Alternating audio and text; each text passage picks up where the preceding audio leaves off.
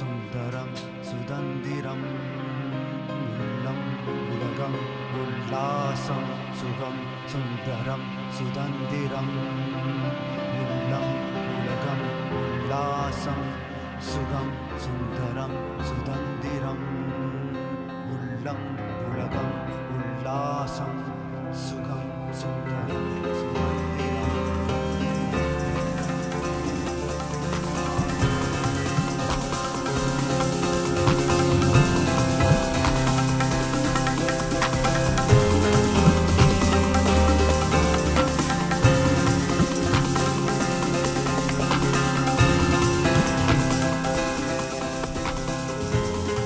Good evening, people of the Lot Radio.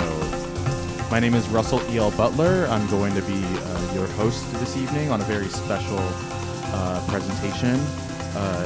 Today we have the honorable, incredible Jeff Mills, and I will be leading a conversation with him about his project Tomorrow Comes the Harvest and their performance tomorrow at Pioneer Works.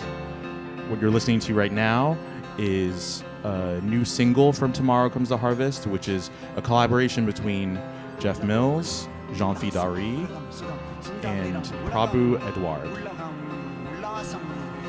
The happening is from a forthcoming album that is coming out in February of 2026 entitled The Forbidden Planet. And now I'll introduce our esteemed guest.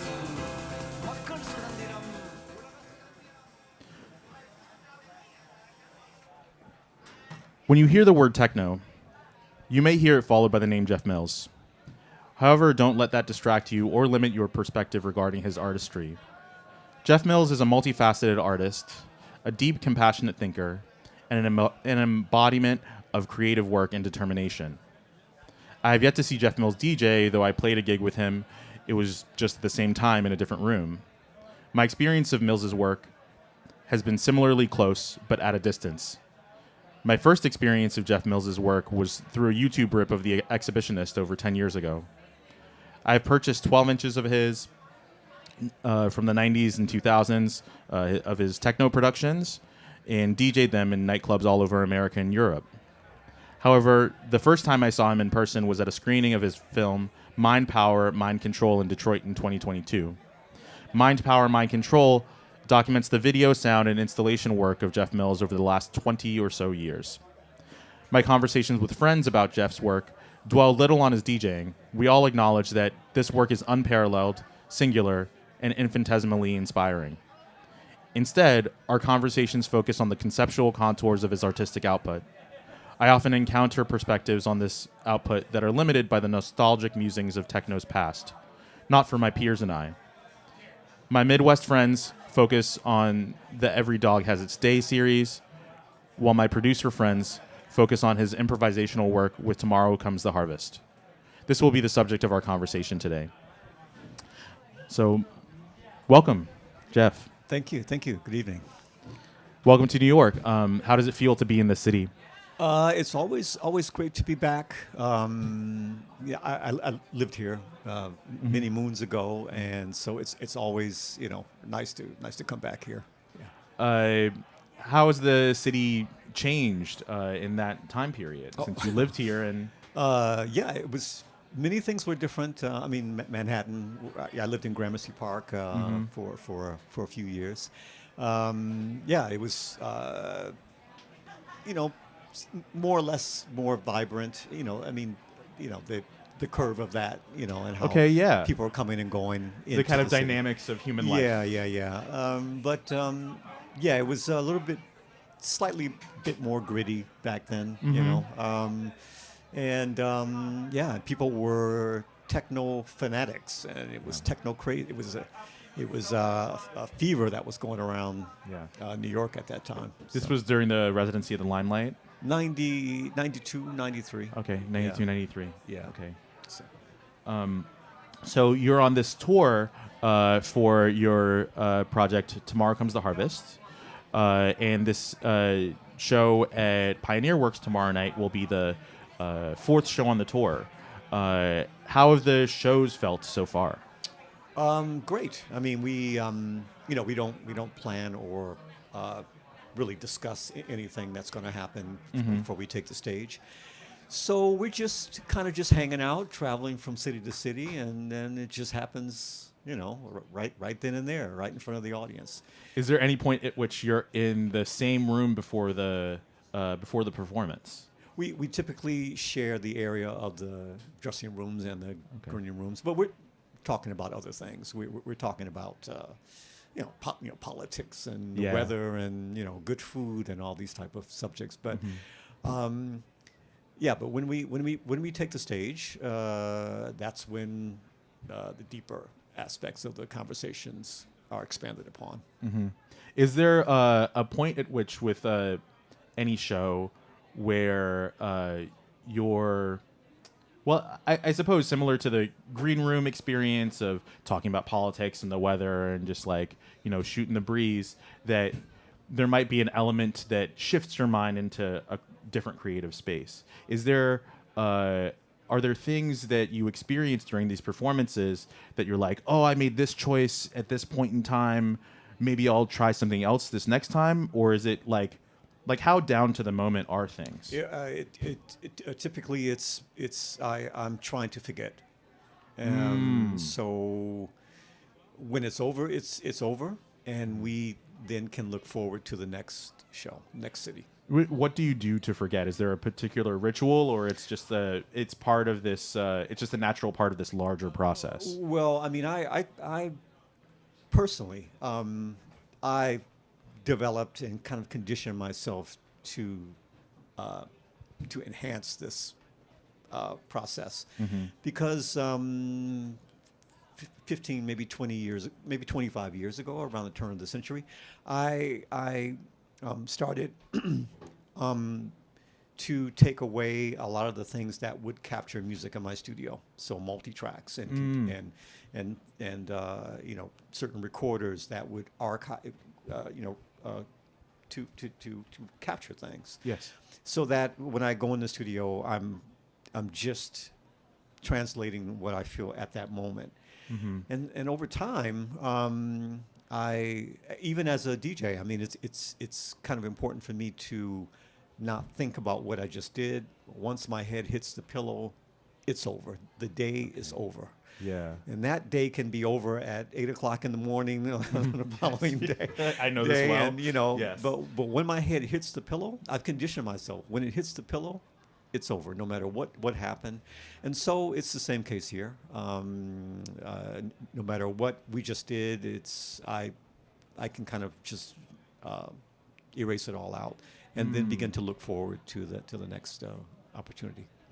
So that makes me think about the strategies that you utilized you brought up your compositional technique and how it shifted at a particular point, as well as this kind of process of forgetting that you have come across in your experiences as a touring DJ. I suppose what kind of fascinates me, because as an artist, if someone knows you for one particular output, sometimes they only identify you singularly as that thing, right? Like with your DJing, it's like, well, Jeff is just a techno DJ, But for me, especially in researching for this interview and drawing on my own experiences with your work, I've always gravitated towards it because you're an artist overall, right? And so what that makes me think of is the ways in which the other aspects of your creative expression make their way into these different kinds of presentations, shall we say?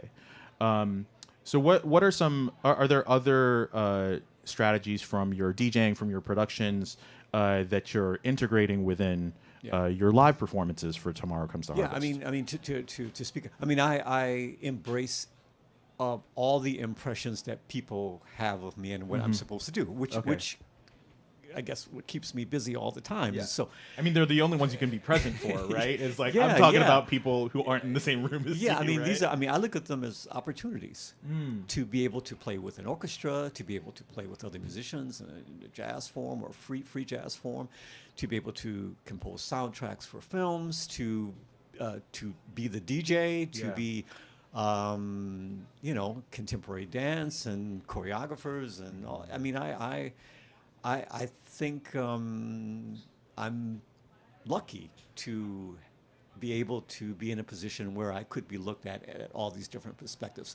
And so I don't want to waste any time. And so there's always an urgency to produce and materialize these things as quickly as possible. And often they're overlapping one another. And so, at any given time, I'm working on 4 or 5 different things at the same time.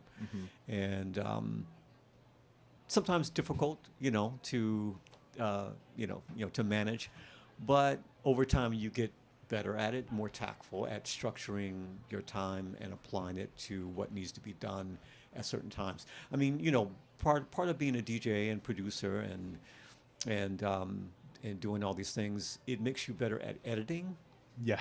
time and what could be done in that time,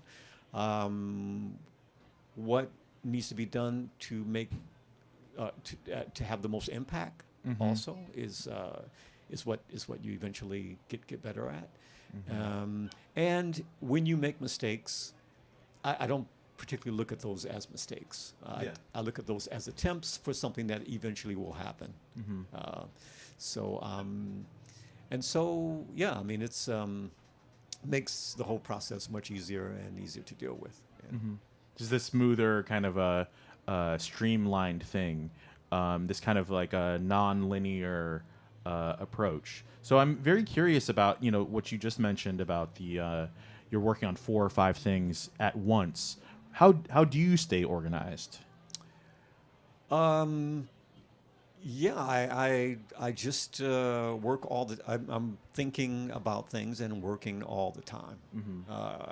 Is there like a whiteboard that you are kind of charting these kinds of things out, or notes. journal? Yeah, I keep a lot of. I kept journals. It started moving. I started keeping journals when I moved to New York, and I used to work for a club, Limelight, and the owner of the Limelight, Peter Gation, used to keep notes because I don't know, maybe he had a hard time memorizing things. There were so many people in his empire and things, and so he has his own version of forgetting. So I started. I thought that that was a great idea. I'm going to start doing that too. So I started keeping journals around 1992, and so there's a lot of. But I sketches and diagrams and notes and daily outlines and looking back, I can all the albums that I've released, all the projects I've worked on, you can see the trace all the way back to 92. I certainly feel as though that you can track that sonically as well, because in this era, you might type in the name to first Google or to Discogs if you maybe know a little bit more about where to look for some of these things, and then either an algorithm is feeding you something or you just click on something random. And so this might be, when you're 35, what your ideas are, but then when you're a bit older or even a bit younger, then there might be some kind of sonic signature there. Would you say that is kind of the case? Probably. I mean, I don't think so much about from that perspective. From like the audience position. Yeah, I tend to, because I don't have any control over that. It's such a suggestive art form that we're dealing. So I tend to put more emphasis on my perspective, and so my position is to materialize and produce whatever idea I have, and as quickly as possible, so that I can move on to the next. And so, and yeah, I mean, I rarely stress to, really have complex situations that I can't find a way to solve, and so, yeah, that's typically the way it works. Cool. And I suppose to be slightly more specific with that line of questioning is that what kind of breaks my brain with this is because I read some interviews particularly focused on your artistic process and came across the I believe my friend Ali Berger, he sent me this interview from I think it was whitefungus.com, perhaps 2016, where you talk about this and what, because it's not like a computer recorder, is it? It's like a kind of standalone recorder that you're utilizing. Am I getting that correct, or in terms of the multi-track thing? Yeah, sorry. yeah, no, Sorry if a this is two-track. too granular. Two-track stereo I recorder. generally fly everything into a two-track. Cool. So I And took out it's the like a hard multi-track. disk thing, and then you just kind of scroll to like, Yeah, today we're working on this. No, it's not that. Okay. No, it's not like that. Okay. It's most of the time is spent researching before I even go into the studio and building up some type of impression about the subject. Okay. So right now, at this moment, I'm thinking metamorphosis. About 15 years ago, I did a project in Tokyo. I presented a project in Tokyo on Franz Kafka's Metamorphosis. Yes.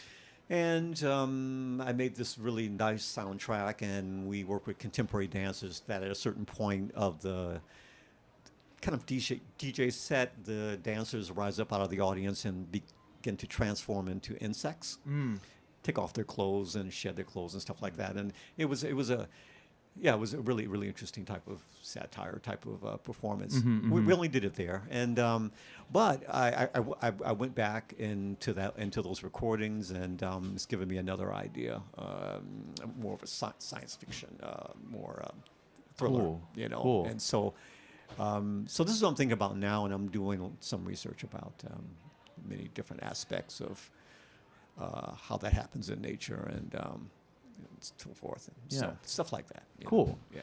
Do you find that this process helped kind of usher in this era with Tomorrow Comes the Harvest?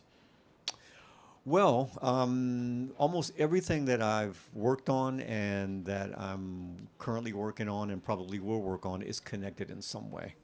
Okay. My general interest is our evolution. That is the general. So colonizing planets is because I'm imagining what we would be like on another celestial body, or what it would take for us to travel through the darkness of space, or us to go through a black hole, or us to so it's always from that. That's always the key, because it's what I can relate to the most.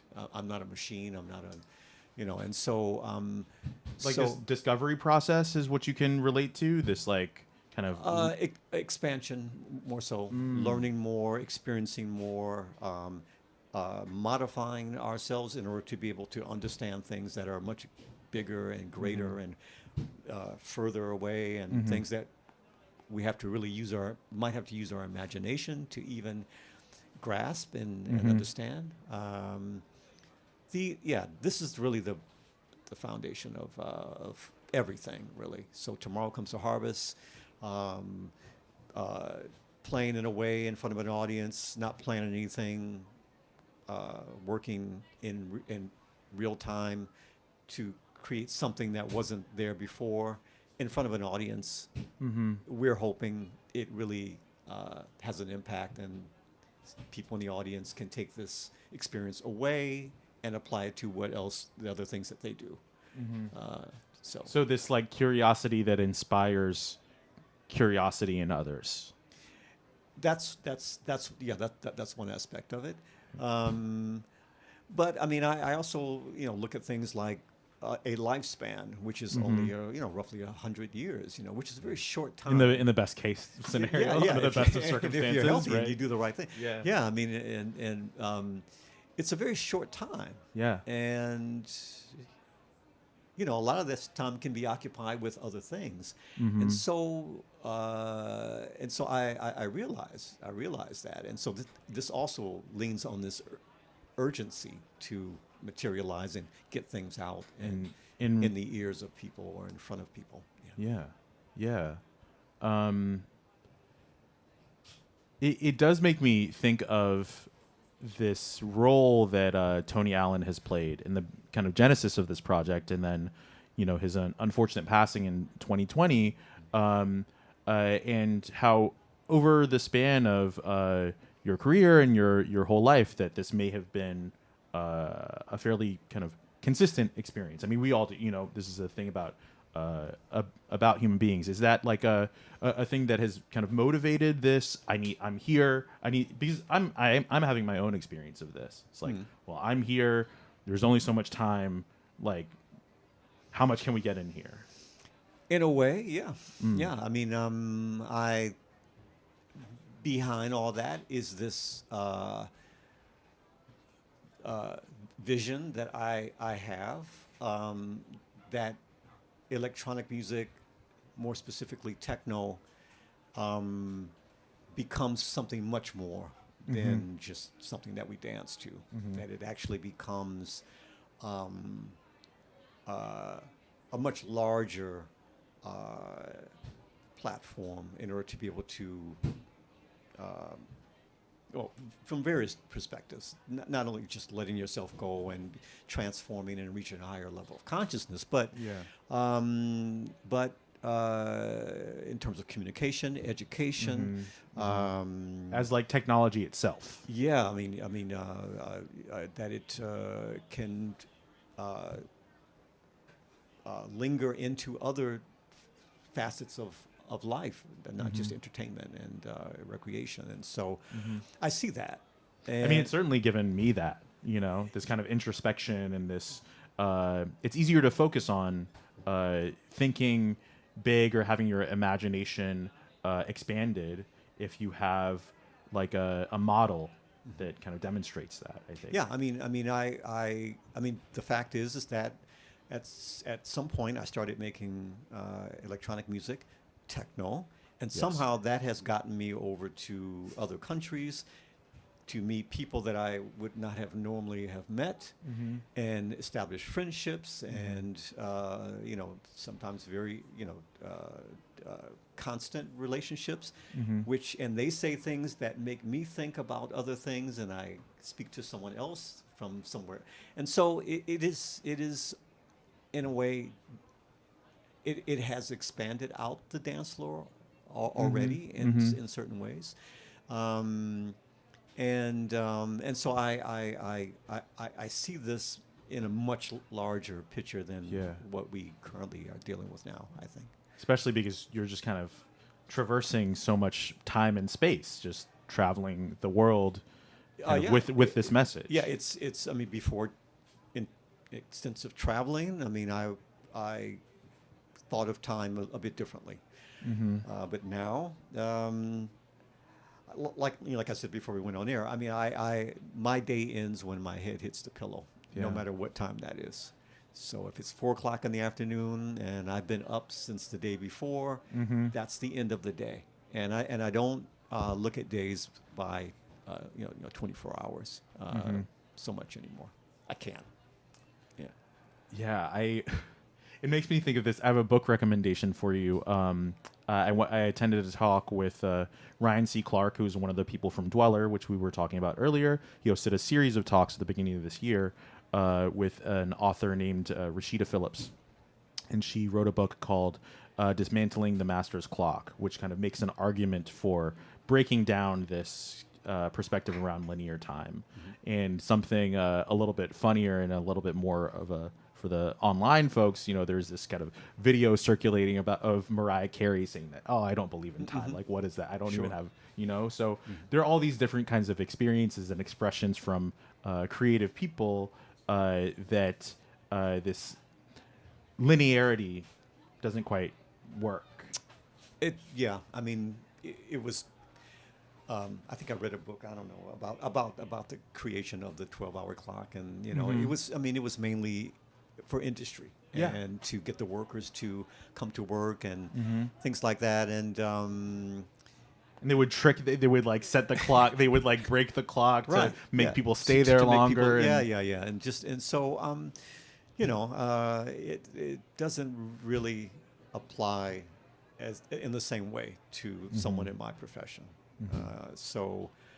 I mean, I tend to follow the sun. And when it goes down, that's generally the time where I record a lot of music. Okay, so you're a night worker. Yeah, throughout the night.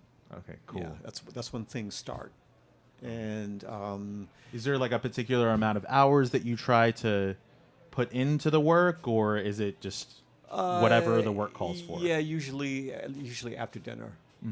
So 10 o'clock, and it can just go on. And I mean, but I'm not a studio, groundhog where just go in and stay for months. I mean, there's never, I'm not a marathon, worker where I need to be there for 8 hours. I mean, it's And like the ears fatigue as well, right? Like, Yeah. what are you really hearing after a certain yeah. I amount mean, of time? it's like 15 minutes, and then I go eat something, and then come back 20 minutes, and then I don't go rake some leaves, take out the trash, and then come back for another hour, and then go to go to this, go shopping, and then come back Yeah. again. And what I'm doing is that I come back into the studio and I hear it differently, and then I modify it and then go away and then come back again. Then I'm figuring out what sticks in my mind from what I've just done, and that tells me what's most important of the track. I read in one of these interviews that the only other person that is that has been inside the studio is your wife. But with Tomorrow Comes the Harvest, because the first album with the trio, is that from a live performance? Because there is like crowd noise in it at different points. Yeah, the first album was a recording in Belgium, in Brussels, I think. Okay. And it was only our second performance. The first time that we ever got together, Prabhu and Jonathan and I, was in Delos, Greece. For the Onassis For the Foundation, Onassis, yeah. That video is what introduced me to my friend Ali, who I mentioned before. He sent me that video, and it was just such a synthesis of all the things we're talking about and the project and this work. But if you'd like to explain it in your own words, please. It was. I mean, it was. If you see the film, it was months of planning. This. How big was the crew? That was my first question. Yeah, There's drone shots. There's like so many different angles. It was a pretty big crew, and they had to bring everything up on this mountain, and the staging and everything, and from our, I guess, bungalows or dressing rooms was really about a quarter of a mile up this mountain, and everything. So we'd go there. I think we did it like for 2 days, and it was probably one of the coldest performances I've ever. I mean, looks I think like I had like 4 layers of clothes on, and the wind was blowing. And, Yeah. And I mean, people's YouTube comments are like kind of crediting the wind as the fourth secret collaborator. It was in control. It was definitely in control. And yeah, we recorded that. That was the first time that the three of us had met, and we just talked about what we were going to do. And then when we got there and set up everything, we really didn't have a plan. We did that. Wow. It came out great. And then we got an offer to play in Brussels. And then we decided, okay, let's capture this. Let's record it. And that was the first album. And then. That set us off. And now the Forbidden Planet, if I'm reading correctly, please correct me if I'm wrong, but it's a studio album. It's the first studio album. It's intentional. And so now are these the third and fourth people to come to the Paris or Miami studio, or? Well, we recorded mostly at Ferber recording studio in the north of Paris. Okay.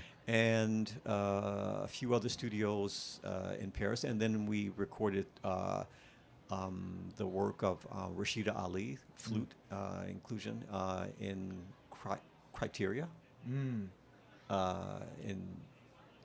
Miami, Hit Factory. Oh, amazing. Yeah. Incredible. So, and then how did that process differ in these so many different locations, and how could you preserve this kind of like improvisation aspect? This is what I wanted. I wanted the different engineers and the different locations because I was looking at the album in 3 different perspectives. Okay. three different types of sound of music. I imagine that months ahead of time, and so I wanted to have these different type of sounds with engineers and yeah, I mean we recorded the album in real time, so most tracks were done in one take, and we just captured it and then went back to modify a few things, but it's basically you're listening to what we did in that amount of time. So if the track is 6 minutes, it took 6 minutes to make it, basically. Yeah. Wow.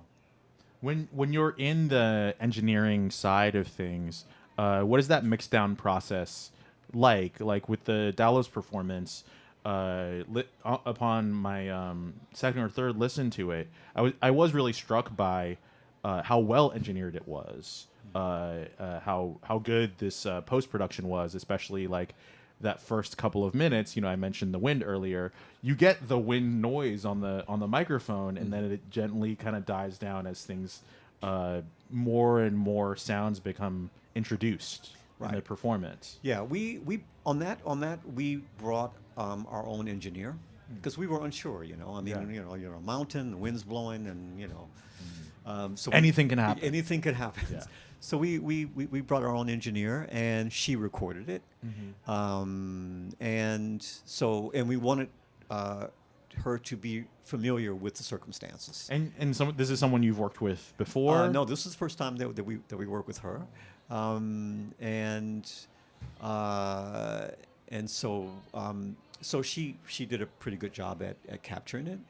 But and then we worked really closely with her to get it, to what it was. Cool. Yeah. So she was on the live sound aspect of it as well as the post-production. Exactly. Yes. Studio so those two aspect of it. are linked. Yeah. Which is always better. Yeah, I think it's ideal. Yeah. I worked on I do mastering, and I worked on a project with the Pan-African People's Orchestra. They performed in New York for the first time, and incredible live sound engineering. And then they punted it to me, and it's just like 40 tracks that I had to mix on my own, Yeah. So, and I didn't have contact with the engineer. So right. like making these kinds of approximations, luckily I was in the room for the performance because Right. I wasn't about to miss something this historic. Yeah. But yeah, it's absolutely a difficult kind of process. So whenever I hear something that's like this, that's what sticks out to me. I'm, music nerd stuff, right? Like it's like some people are just gonna be like, yeah, it sounds good, it's cool, it feels good, it feels, or they have their own, very physical reaction to it. Whereas with me, that's the first thing that my ears go to. It's like, wow, they worked really, really hard on this. Yeah. I think it's important, the context for the engineer to understand the context of how things came together when they're working on it, mixing down the tracks and things like that. Yeah, it's such a creative process. Yeah, to apply the atmosphere or from memory, and so it's often for these type of albums that I'm using the same engineer throughout the whole process, even sometimes the mastering. Okay. Yeah. Does that go into how you select the gear that you're going to use? Because I've seen a few videos and things, and there's always this Pioneer mixer at the center, and then just like a few machines and some percussion as well. Right. Yeah. I mean, I often use the Pioneer DJ mixer because I'm just used to keeping volumes in control. This is those faders. Yeah, this is what I've been doing for like all of my adult life. So it's like the thing that I know really well, the frequencies and blending them together. So I don't really need it, but I choose to have that type of control when dealing with multiple pieces of equipment. And so and it it typically works, and it makes me feel a bit to have this DJ this thing that is normally used in the DJ process there. It's I don't know. It's like my thumb in my mouth. I don't know. It's like a pacifier or something. It's like your binky. your comfort blanket. Maybe something like that. I don't know. Obviously, you know, at this point in time, if you're familiar with Jeff Mills, he's basically synonymous with the TR-909, so we can already get that out of the way. But what goes into selecting the other items that are going to complement this, your aspect of the performance? Well, it typically deals with what I would like to hear in the next performance. Do you swap out things during different shows on the tour? Yeah, I mean, sometimes I'm using an 808. Sometimes not. Sometimes I'm using a different type of sequencer. Sometimes I'm, yeah. I mean, I'm approaching it almost differently every time, and so it allows me to be able to test to see certain things. I go back in the studio and to discover certain things, and I take that piece back in the studio and look at it a little bit differently, and those type of things. So. I find it quite incredible that these machines have existed for so long, and then they still have this utility, and the familiarity with the sounds and with the sequencing capabilities is kind of what allows you to be this expressive to some extent. I figured a way around it, you know. I mean, I found a way to be able to play a sequence other than just from the beginning to the end. Yeah, the rolls that you do, the how you use that stop start continue is just it's always evolving. I'm actually almost every performance I discover something different about that. And when I used to play with Tony Allen and watching him, how he dealt with rhythm, really taught me a lot about not necessarily what you hear, is what you don't hear. The space between the beats. Between the beats, and how that could be modified to greatly affect what you hear, you know, and what you anticipate. And he was just a master at that. I mean, you know, I think a lot of times he might have been doing things just to show me what, and I, you know, during he's teaching you in real time, kind of. Yeah, because I mean, he knows I'm using a drum machine. I'm sure he understood completely what those things do. Yeah. But maybe you should consider this, you know. And so I would watch him very closely, and then but it's changing. It's becoming. I'm much further away from when I made like this 909 video. I'm much further away from what I did then about using the 909. And when I have two 909s, that this is a whole nother dimension of you what set can the be bar done. lengths differently. Well, just two independent machines, and are they synced together? No. And use them independently, but one manually and the other one fixed in a sequence, and the bridge is using the stop start to make the two work together. Is really far gone, and so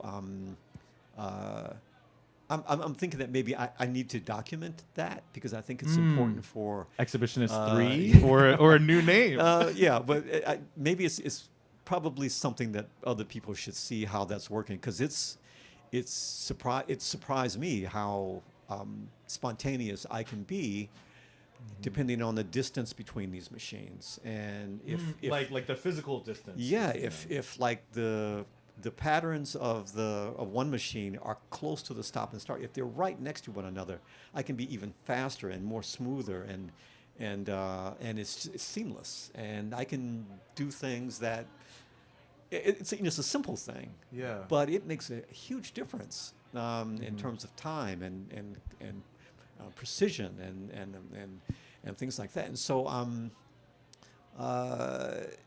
it's is that something that you would get from your background as like a drummer, like how the distance of the cymbal will affect how you can reach certain parts of the floor tom is just next to the mid tom, and the snare is right next to the hi-hat, so you can create all types of things between the snare and the hi-hat, and things like sure. Yeah. Yeah. When it came to identifying your collaborators, what was that process like? Because a thing that I'm struck by is in listening to this Dallas recording is sometimes I think that I'm hearing the tabla, but I'm really hearing the synthesizer that you're using. Or I think that I'm hearing something that you're doing, but it's actually a chord that Jean-Phi is holding. Or maybe it's like the two of the oscillators on the Moog synth kind of beating in a certain kind of a way.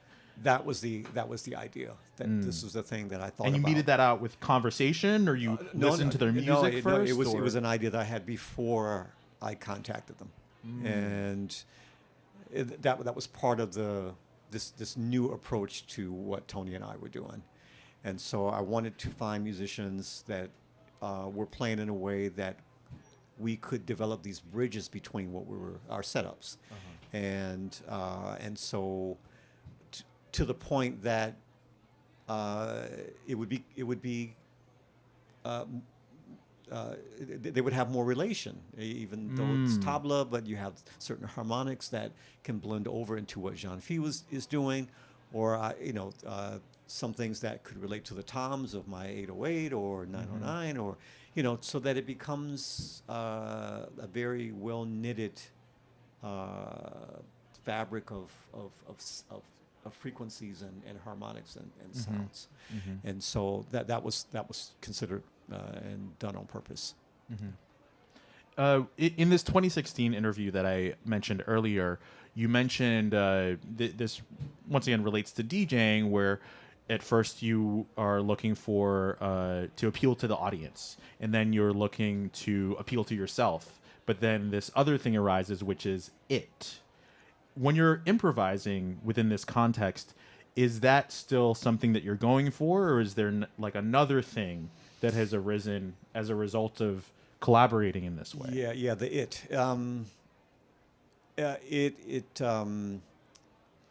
Yeah, I mean, it took me it took me many years to arrive at the true meaning of what all this is all about. Many. It took me like, I don't know, 25 years, or long,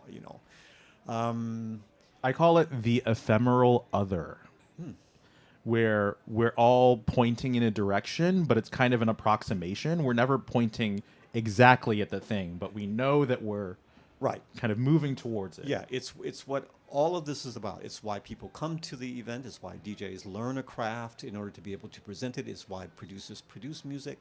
It is why there is a music industry. It's why there is an art form. It is the reason why we wake up in the morning and prepare ourselves to get up, And so it is the thing that gives us purpose for everything. And I once I understood that, then things became much more clear. And easier to make decisions, it seems. Easier to make decisions, and it shows you what's most important, and what I should be spending my time on, and what I should be trying to do, and the things I should be looking at, and the things that are valuable and important, and things that people should know and be reminded of. And it's all about it. And it's not something that I can have a conversation with other people about so much, because I don't know where they are. I don't know where their head is at. Yeah. And it's kind of different for everyone. It's like which is why it's the it. Well, yeah, right? it's like a secret password. I mean, I don't elicit a conversation about it, but when someone says it, I know that they understand what it's all about, and then we can. I mean, and so and I think we in electronic music were or continue to be very successful at creating the circumstances for people to be able to get closer to what it's all about. It's still there, no matter what the DJ's name is and what they're doing, and we still feel it being important to have these gatherings and these events to set the case for people to be able to get closer to what it's all about. And so, and I think that whether we call it techno or not or something else, that the need for that will always be there. So. Yeah, I think we're at a point in our history where, for me, genre is a signifier of a commodity, right? If something is named, then its progression is kind of like stunted to some extent. And in the best case scenario, the name can like refer to this thing, this undefinable thing that we find kind of across civilization. What kind of makes us human? What grounds us in our experience of existence. Is there a point where you're looking at Jean-Phi or you're looking at Prabhu, you're all looking at each other, and you're like, we've gotten here? Mm-hmm. Is that always the goal? Yeah, the original idea was for this project was that we don't face the audience. Actually, we're all looking at each other. So we're looking inward into the center between us, and we're looking at each other, and between us, we're all working towards.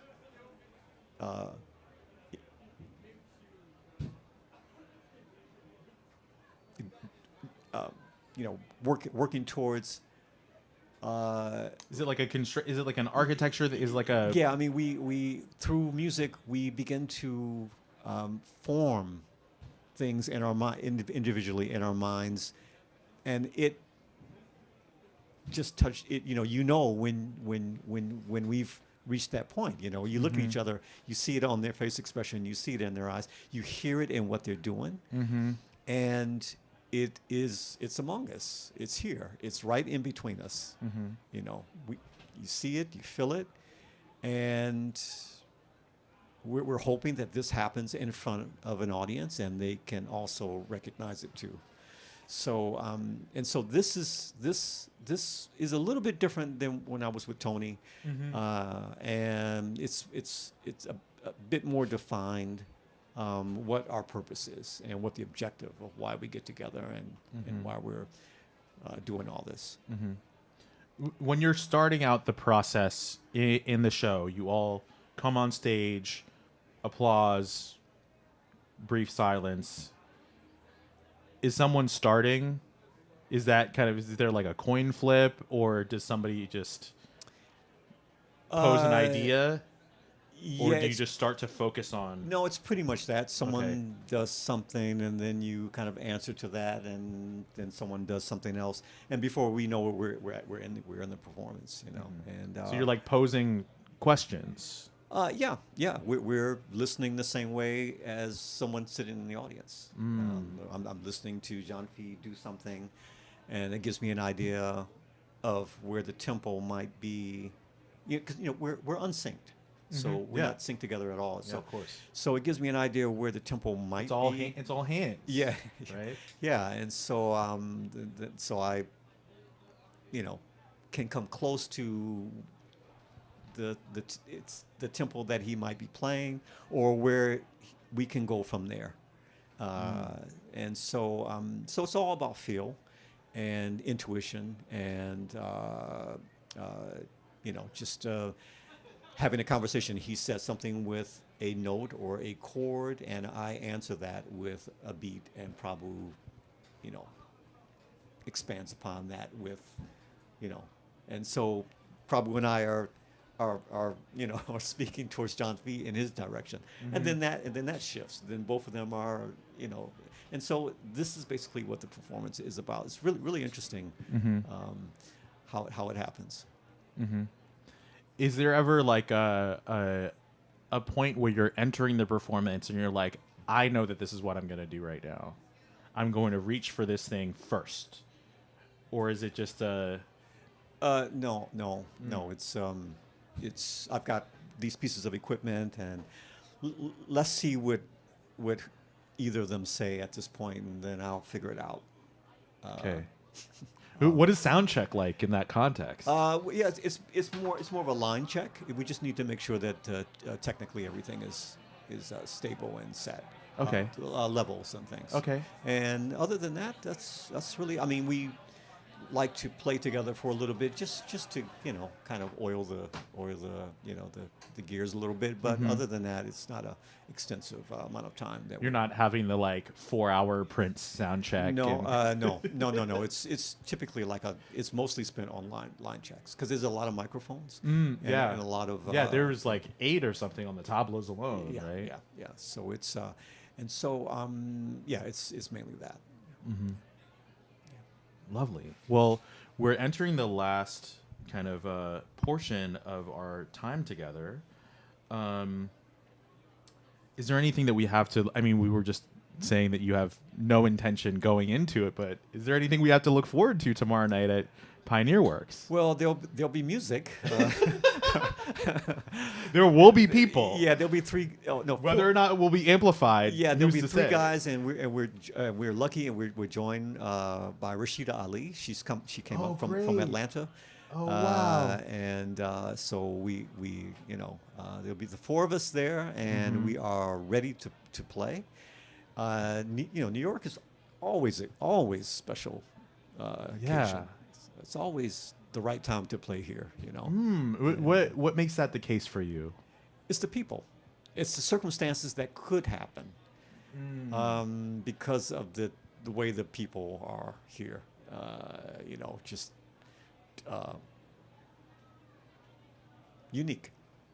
Yeah. Yeah. Is that what you're, what you've come to kind of look for when you go to these different places? Like, what are these people about? What are they? Yeah, I mean, my job. If I had to fill out an application and ask me what my job description was, I mean, hopefully you'll Yeah. never have to do that again in your life. but my job is to play music to allow people to be able to find more of themselves. In New York, the percentage of these people that already know who they are and ready to go is much greater. So in smaller town, maybe people are more shy and reluctant to, make their way to that. Here, there doesn't seem to be less artifice. right. Less in the way. Yeah, it's always. I've always known New York to be really a exotic jungle. Yeah. The largest variety of people on the planet, perhaps, maybe. Yeah. I think that's why in my intro to this conversation, I mentioned compassion, because it takes a great deal of that kind of compassion and empathy to settle on these ideas that will be the focus of your practice. It could have been, oh no, I'm going to be the 909 impresario. But that's just it's a means to an end ultimately, to like have these connections. Yeah, I don't want to do that.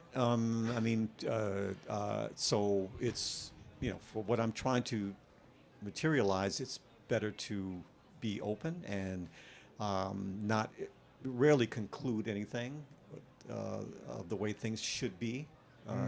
It's rarely the case.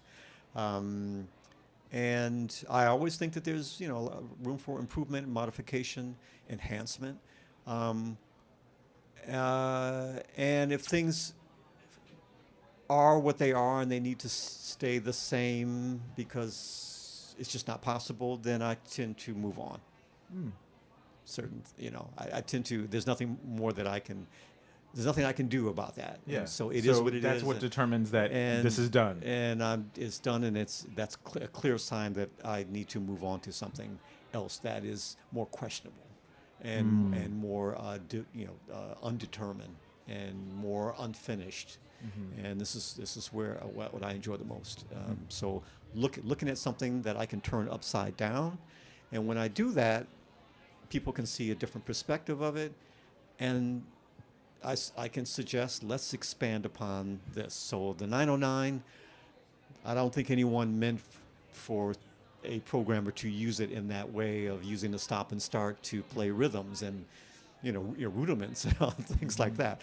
But by turning the machine upside down and looking at it differently, it's opened up a whole new way of drumming, I suppose. Yeah. Yeah.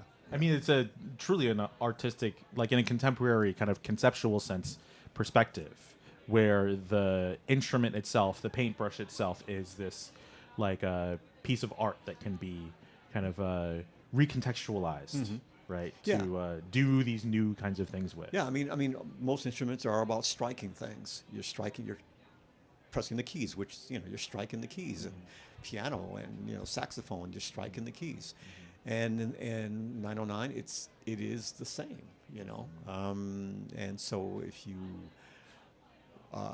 think of all the various ways that you can strike a key, these are all the things that you could probably do on a drum machine that was meant for programming in studio atmosphere.